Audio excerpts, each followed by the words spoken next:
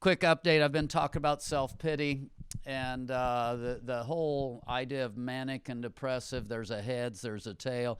Heads is when I'm in the full of myself zone, etc. Now, for a little bit, and again, this isn't about her, this is about all of us, okay? But then who is she created to be? And I don't know if you can answer this, but if you were just to give me a word or two, who are you created to be? What is it that drives you, that makes you feel good about you?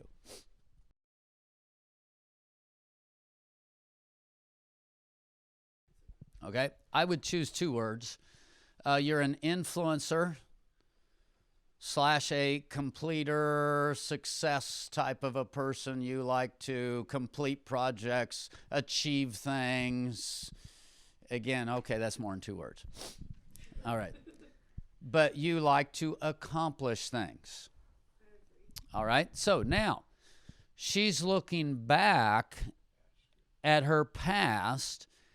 And as she's looking back at her past, there's a ton of pain.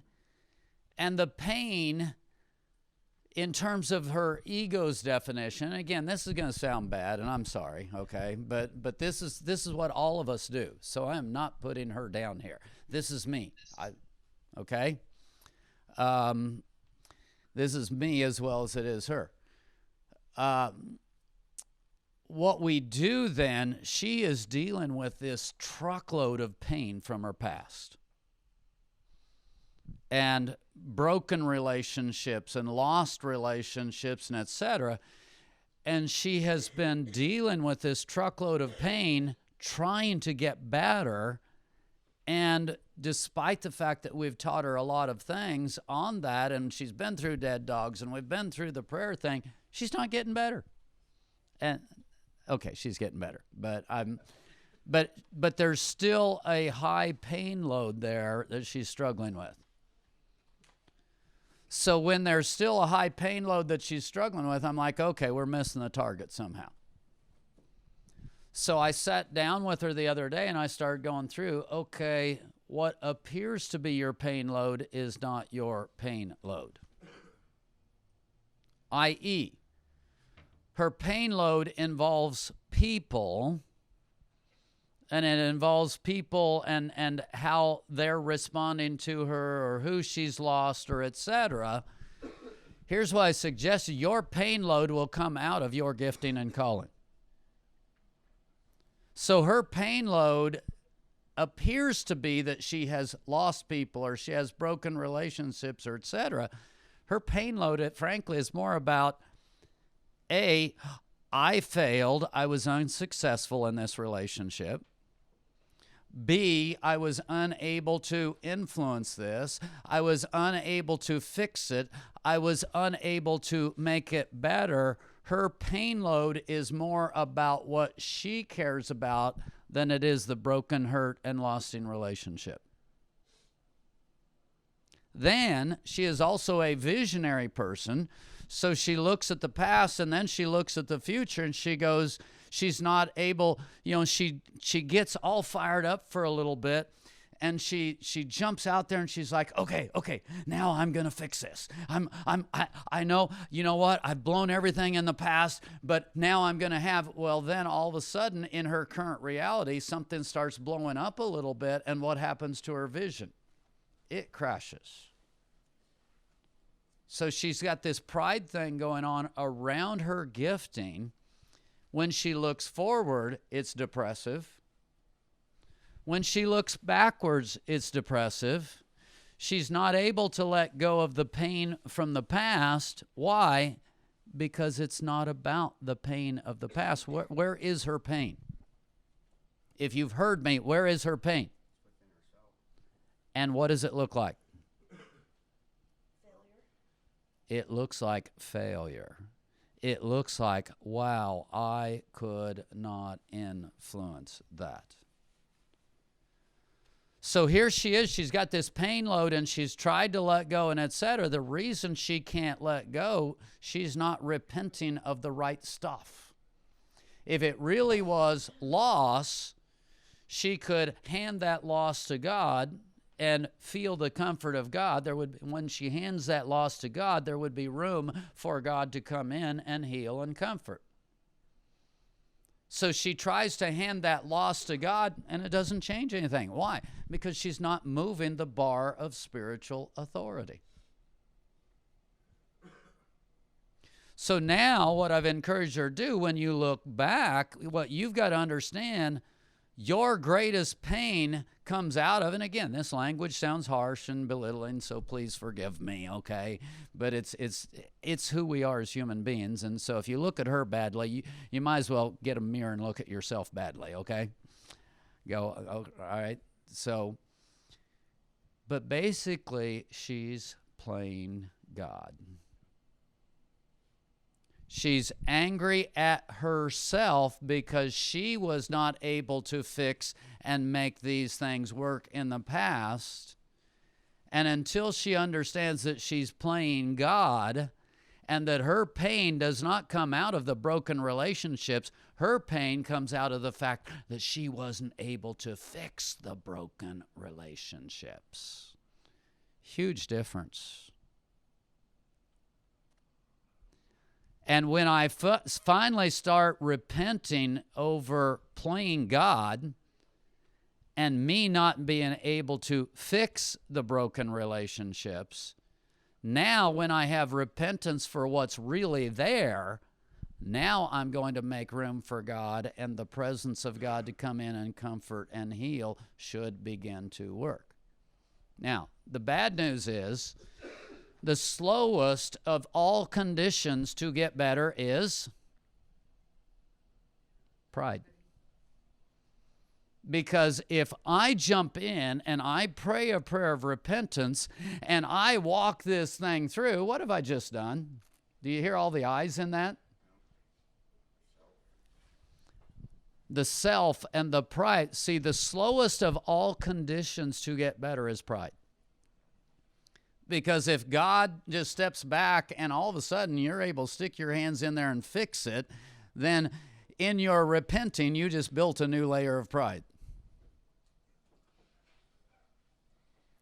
So what happens, what I have found, any of you who struggle with pride issues, and if you're struggling with a self-pity issue, which was about 2/3 of you, if you're struggling with a self-pity issue, you're actually struggling with a pride issue, whether you know it or not.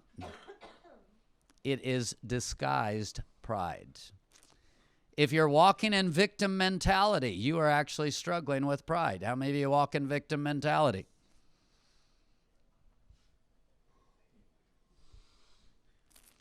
If you're walking in victim mentality, you are walking in a disguised form of pride. And that disguised form of pride, the only solution that I know for pride that I see in scriptures is, God crushes the rebel. When you're working with someone who has a rebellious heart, you have to hit them and hit them hard in order to help them get better. But God resists the proud. He doesn't crush them. He doesn't mash you. He doesn't slap you up against the wall. He just resists. Just resists. No. It's not a harsh no. It's not an ugly no. It's just you just kind of keep hitting the wall. Keep hitting the wall. Keep hitting the wall. Oh, is this ever going to get better? Is this ever going to get better? If you are a pride person, the only solution I know is God makes you wait / slows that thing down, because if it happens quickly, you will take credit for it. That's the nature of a pride person. So the fact that you're not responding quickly is not a surprise. But what I will tell you is, if we're on the right track, there should be at least some cracks of light here and there, where it's like, oh, I got one. And then as soon as did you notice the language? I've got one. you're right back into the pride again. And it slows the whole process down again. And then I'm like, oh, I'm playing God again. And and so you repent, and there's just this little ray of light that shows up. And then I'm all full of myself, and okay, good, I'm good again. I've got this now. I'm going to do it. And then guess what? It shuts off again. Any of our self-pity, victim mentality, stubborn, pride people recognize anything of what I'm saying here? And so most of you, part of the reason you're here, frankly, comes down to roots of spiritual pride. And once you realize that, that that's what you're dealing with, the first thing for you to realize is you've been playing God. So then you surrender control back to God. You learn how to take a deep breath. And the first thing that you can do to help yourself is just do strongly write on your brain, this is going to take longer than I could have ever imagined and longer than I in my own mind can put up with. But that's the nature of pride, self-pity, victim mentality. See, flip sides of the coin. When you're in victim mentality, you are in pride. You are in I deserve better. So let all of that soak in. Hopefully I've been clear enough to make some sense here. Any questions? Dixie, you can jump in if you want. Anybody else? Any questions? Any comments? So, back to you. My point is, I didn't expect there to be lightning and it's all fixed, oh, wonderful. No, but I am hoping to come out of the time that I had with you the other day is just simply that, okay, I'm getting some chances to breathe. I'm sensing some presence here and there. Is that happening? Yes.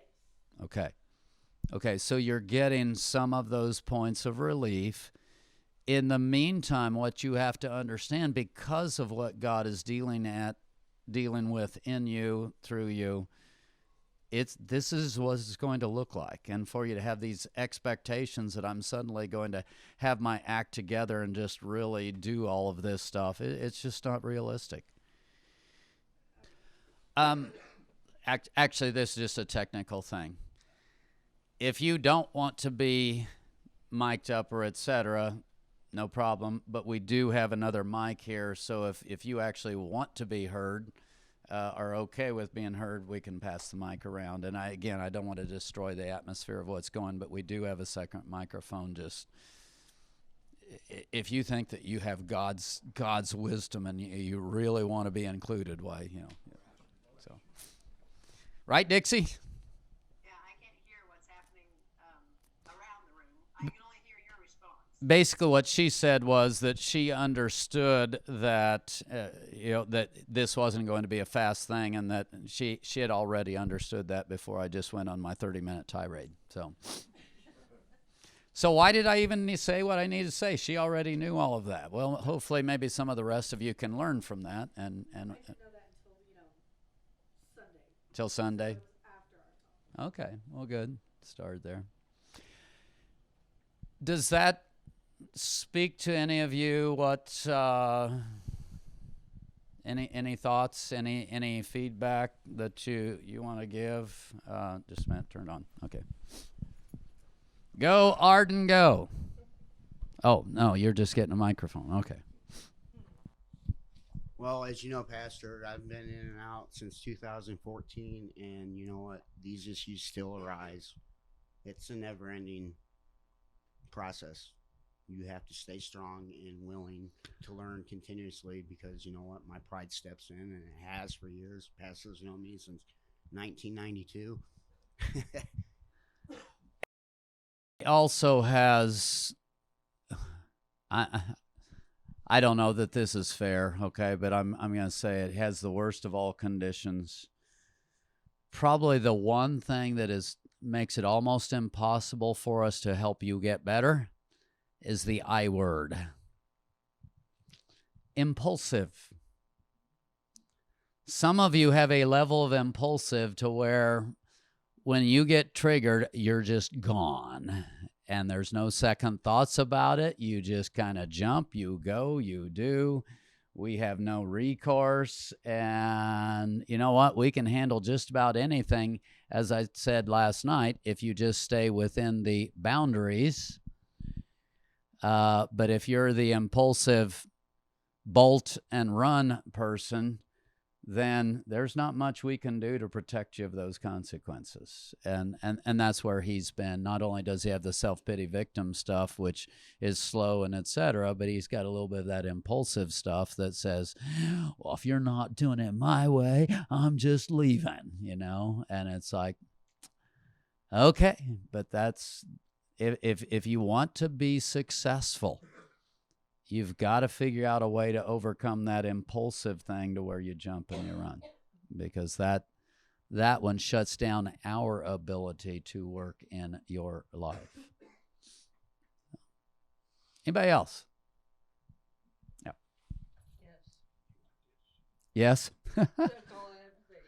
So it kind of hit home.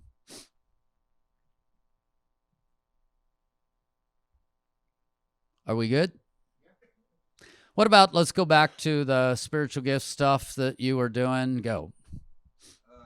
Classification, would it be a prophetic servant or a spiritually sensitive servant? I've heard from God, I've heard from evil. I mean, explaining the prophet, I caught the second half of it. Okay. What I want, you need to understand, and again, you guys are just getting started in the spiritual gift study, so it's not going to make sense, but there are multiple feeds into your center, your core. Now, I believe that the deepest part of you, and again, this is a model, so when I say I believe, that's exactly what I mean. It's not a hardcore, this is the way it works, okay? But I believe that the deepest part of you is the character gifting, which you're reading about right now. So, and you've been reading about the prophetic, and the prophetic is one of two spiritually sensitives. And the spiritually sensitives work in very different ways. The givers are a spiritually sensitive, but it's a different spiritually sensitive than the prophet. But the givers and the prophets are the highest spiritually sensitives out of the group. Now, what a spiritually sensitive means, spiritually sensitives tend to be, and the term that's out there right now is bipolar. Your spiritually sensitives tend to be bipolar because they're responding to spiritual conditions on the ground at any point in time, which means that when those conditions on the ground change, if somebody walks in the room and my spirit picks up on that, if there's a demonic moving, if there's a moving of God and I'm picking up on that, I tend to snap to that place very quickly. And so then I get branded as bipolar because I can go from sad or depressed or whatever to just joyous and whatever, just almost immediately, because I'm picking up on usually externals if I'm a spiritually sensitive. Your prophets are spiritually sensitive. Now, what happens with this, you have a number of feeds into your core person. You have a set of family values. Sometimes entire families camp around one spiritual gift. So if you've grown up in a family that was very tightly camped around one gift, that's going to be pretty tightly intertwined in you, even though it wasn't necessarily who you were created to be. So I can have that family feed. I've got my character gift. I've also, and this will come later, you've got your calling gift. I feel like I'm a combination of exhorter and teacher as well as other kinds of things, okay? And we all have various feeds into us. So let's just say you are a prophet servant. Well, I'm sorry. No wonder you're messed up, okay?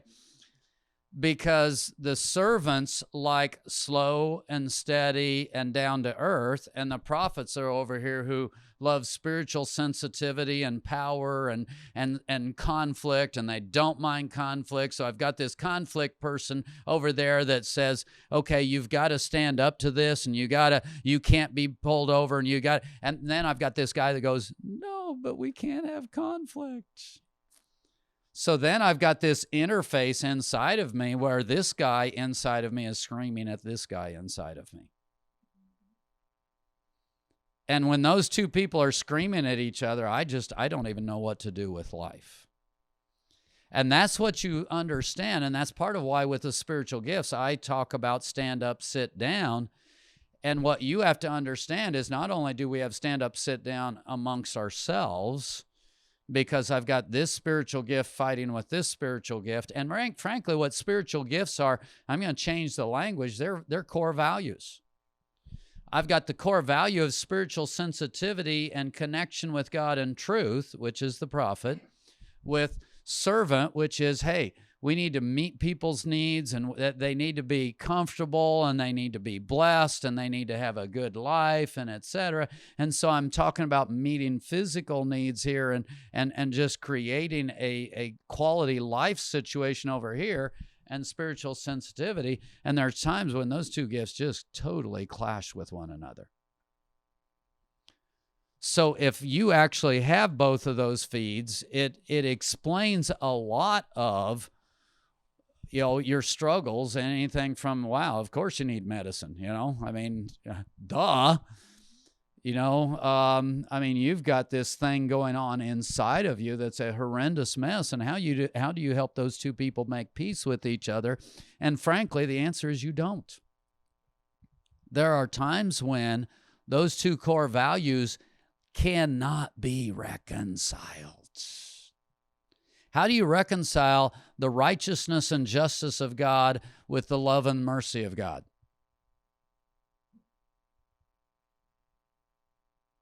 We war with one another. Well, God's a righteous God. You can't just... Okay. But he's also loving and merciful. There are times when literally there is a contradiction between the different characters and natures, and the answer to that is God will be to you at a particular moment in time what you need at that particular moment in time. He has many facets to his personality. And he understands, okay, now it's time to bring this one forth, which doesn't negate the other ones, but it ends up representing the fullness of God in this whole picture. Okay, have I confused you at this point? Have I made it worse, better? Talk to me. I think it makes it better to understand the fact that you do have this conflict. Okay, she said, makes it better to understand you have those conflicts. You have this stuff inside of you. And once I understand... And there's three primary things, and there's other things that go. But once I understand, okay, here's your family stuff, because there will tend to be a dominant family thing going on. Here's your character gift. Here's your calling gift. Okay, now when I'm sitting down and talking with you, I'm able to recognize three different sets of values that are in there that are fighting with one another on a regular basis. These are the internal fights that you struggle with, that you don't even know you're struggling with. And again, it's not that one's right and one's wrong. It's stand up, sit down. This one needs to stand up right now in order for you to be healthy. And okay, now it needs to sit down. Now the next one needs to stand up, sit down. And frankly, for you to do life, you will need all of the different character parts of God. So at some point, you're going to need something from the body of Christ that's not even one of those three. That's why we need each other, because at a particular point in time, I need a particular slice of God's character to handle life, and it's not in any of my gift range. So I better have some connection with the body of Christ in a way that's going to help me do life better. Okay? What else do you have in terms of what you read this morning? And they read about the prophet this morning with chapter 4. Started reading that. When you are impulsive, most people who are impulsive, there is a degree of spiritual sensitivity going on there. And so what happens, your spiritually sensitives are your bipolars, your impulsives. So the spiritually sensitive believes that they should respond according to their spiritual sensitivity.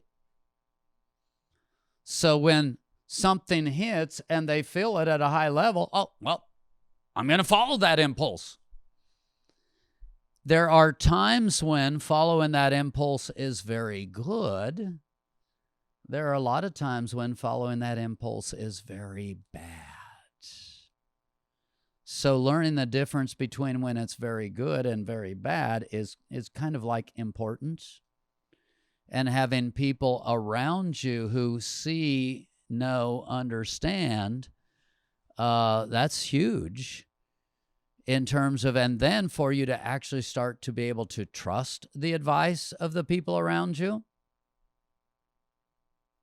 See, that's what's needful in order for you to go from where those core values and that stuff that's in there because of who you're created to be, to move that from an unhealthy place to a healthy place. Pastor, I was going to say with the impulse, it's hard for me to deal with because I don't see it coming a lot of times. Nope. If by definition, if you're the bipolar impulsive person, what happens? That little inner poof goes off and you're off to the races before you even, and this is simplistic, but if you're impulsive, let's at least count to 10, okay? All right, I just had this impulse. Stop. 1. And very slowly. 2. I'm not getting in a hurry. 3. Wonder if what I'm getting ready to do is stupid. 4. You literally are very slowly counting to yourself, and you're acknowledging the fact that your impulse may be one of the most foolish things you can ever be doing. So I'm not just going to take off on impulse. Now, those of you who are spiritually sensitives around the room, impulses have been a big driver in your stupidity. Yay? So the first thing I've got to do. Now, here's what's crazy. If you're a spiritually sensitive, not to respond to the impulse feels wrong.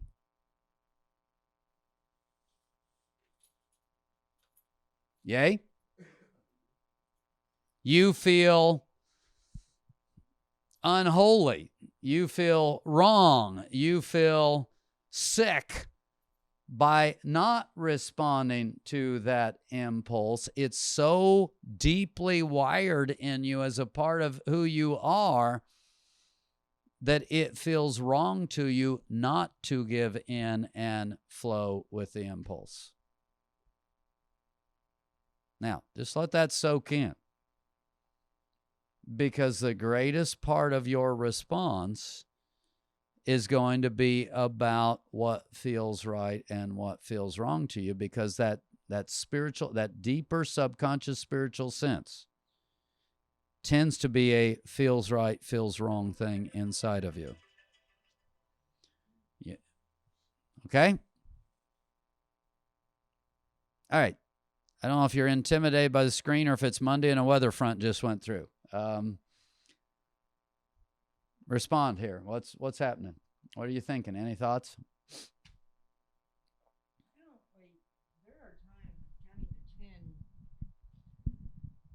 There are times that counting to 10, like I gotta count to 200 sometimes.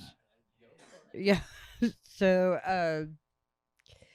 I don't know. I think what you said earlier about praying for people, or the biggest driver, uh, would be more helpful. So I think that was useful advice for me. Again, there's different practical solutions. One practical solution, obviously, is the count to 10 and slow it down. In her case, what I said, because she is an exhorter influencer, when she's in a negative zone, she's mostly responding out of her.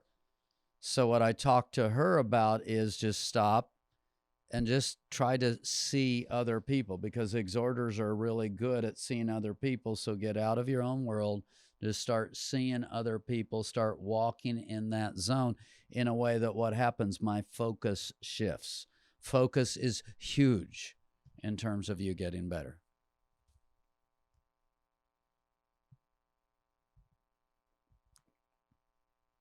Anybody else? Anything else? Anything you didn't understand, that you were confused by, frustrated by, that you... Paradigm. I'm sorry that I occasionally give you these fancy words, okay? Paradigm is a fancy word for the word model. You have a paradigm of life. Your paradigm of life is that the sun comes up and the sun comes down, and now I extend that to, wow, life, life comes and life goes. Or your paradigm, worldview, or your paradigm of life is, sun may come up, but clouds are going to be here. Perspective is a good word, where you kind of like, it doesn't matter if the sun comes up, it's going to be a bad day, okay? At some point, you develop a consistent, not a momentary, but a consistent perspective or way of viewing things, and then that paradigm just kind of sets the tone for how you see things and how you interpret things. Now, once I'm seeing and interpreting things through a specific lens, I'm going to life becomes a self-fulfilling prophecy. My paradigm is going to create the outcomes that I believe, that I believe for, and so then, boom, guess what? Now, see, it's happening. My paradigm's right. No, your paradigm created the outcome. It's not a right paradigm just because it happened.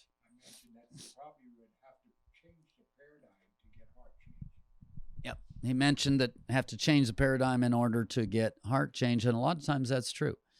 Until you learn to see from God's point of view,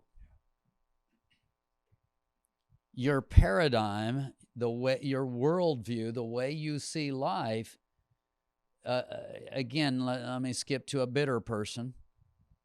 How do people respond to a bitter person? Excuse me, how fast can I get out of here? So what do the bitter person's relationships look like? They don't exist. So then they have shallow, messed up relationships. Well then, see, the whole world stinks. Nobody treats me right. Well, duh. They can't get close enough to have a chance to treat you right.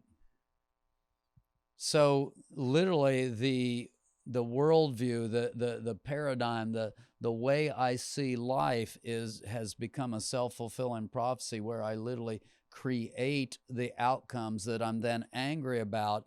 And then I'm not only angry about it, I use that to validate and justify the way that I'm approaching the world. You do know you do that, right? So if we can get a shift to where you see life from a completely different point of view, then I can start getting different outcomes. The biggest shift that generally needs to happen in this circle is victim mentality. Partially because it's so huge in our culture right now. I mean, victim mentality and I deserve, those two things have just utterly taken over our culture. So then, not only are you in victim mentality and I deserve, but the whole culture's just there like a kitty, just patting you, just going, purr for me, purr for me. Oh, you're so right in your victim mentality. Oh, yes. Oh, the world's been terrible to you. Oh, I feel so sorry. I mean, literally your entire culture is there just trying to pet you and make you feel better about your stupidity. Because when you're in victim mentality or I deserve, you are in stupidity.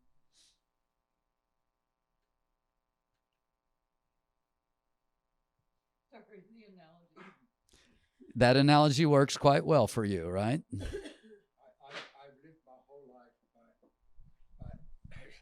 I lived my whole life by this thought. God owes me nothing. Nobody in this world owes me anything. What's been the outcome of that? Again, every strength has a weakness. On the one hand, that's kept you out of victim mentality, so thank God for that. So that's the strength. And I deserve nothing. What is the weakness that comes out of that mentality? That when you do get things from God or from whatever, you feel like you don't deserve them, even if you do. I would assume people take advantage of you sometimes. Okay. We've got basically he said that when you do get things from God, you don't feel like You deserve them. You don't, maybe your ego is in a place that's going the opposite direction maybe than it should. okay. You don't feel like you deserve them. I'm going to say that's more personal to you, and then you were saying what? I feel like people might take advantage of you. Feel like people might take advantage of you. Okay, both of those things could be true. But I'm going specifically back to him. In order to go there, you end up in a place of stoicism, mechanical, to where life ends up being lived from a more mechanical point of view. I'm not going to be a victim. I'm going to take what life gets. So you live out of a kind of a mechanical shutdown sort of a mode of just, well, it's just life. It just happens. It's I don't believe in que sera, sera. so that, again, every strength has a weakness, and that's where you need stand up, sit down. I need this right now. Okay, now I put that one down. I need this right now. That's where we need one another, because me, you, it doesn't matter who it is. All of us are coming from a few specific points of view, and there's going to be a point in time where you desperately need something that's not really in you, and if you're not in touch with somebody else in the body, you're not going to have what you need to make it through a certain kind of a thing. Well, of course, to me, need is a lot different than deserve. Okay? Need is different than deserve. Any other thoughts? Yep. I have another question. When you talk about pulling from other people's spiritual authority, you can receive. I was just wondering, is it possible? I know you can receive, their spirit with your spirit, and it can bring your spirit down. Is it possible through God, to combat that spirit at its head, and try to take down their spirit for negativity or positivity? He talked about when you're pulling from other people's stuff. I'll just simplify it to that.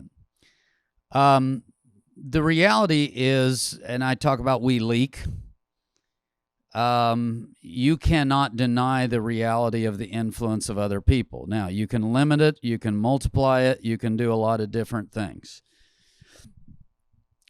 I intentionally put myself around certain kinds of people over a period of time because I need to pull a spiritual strength. By the same token, what I encourage you to do not have any highly unhealthy people in your inner circle.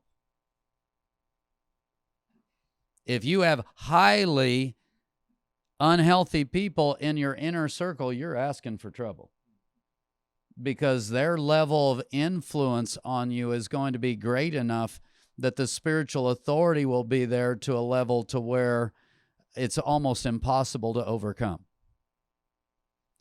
So you want your inner circle to be relatively healthy people. Now, we could not minister to people unless we had unhealthy people in our circle. I didn't say in your circle, I said in your inner circle. So to answer your question, at least I hope it does come down to spiritual authority, and I can allow this person to get this close to me, but not this close if they're in an unhealthy zone. Now, the other part of it, spiritual authority works by distance. So in my case, I've had to hopefully grow to a point to where I can let many of you pretty doggone close into an inner circle, and yet hopefully be walking in enough strength, and maybe have some other inner circle people that help strengthen me too. Because if you don't let people, the closer you let people get, the more authority you have in their lives. So there's got to be a combination of connecting with God and connecting with godly people, but yet allowing some of those unhealthy people to draw near in order for me to have the level of impact God wants me to have. But again, you've got to use your brain. You've got to have the connection with God. You've got to have connection with godly people so that the strength is there, so that that authority doesn't overwhelm you or take you out. And that's what happens in this circle too often. You're here, you're undercovering. Because you're undercovering, you're doing relatively well because you're drawing strength. So then what happens? They just leave. They cut off the old relationship. They cut the relationships they had in the program that were their inner circle strength relationships, and they just expect that they're going to go out there and do wonderful, and life is going to be fine. And I mean, if you could do a spiritual authority map, it's kind of like I just committed suicide. His lasted for a year and a half. Because what? He had built up a lot during the time in the program, but he committed spiritual authority suicide. And that's, I scream at that it's a lifestyle. And all things work by spiritual authority. If you do not understand the spiritual authority markers in your life and pay attention to them, you will lose. And you don't come in here and get fixed and then leave and everything's wonderful. If that's your view, go ahead and leave now. Because it won't last. But you come in and you start to understand these spiritual authority dynamics, and I create godly people in my inner circle that are going to last beyond the program. So that when I have to deal with, and you will, when I have to deal with unhealthy people and circumstances, I still have in my circle, in my connectedness circle, what I need to be successful.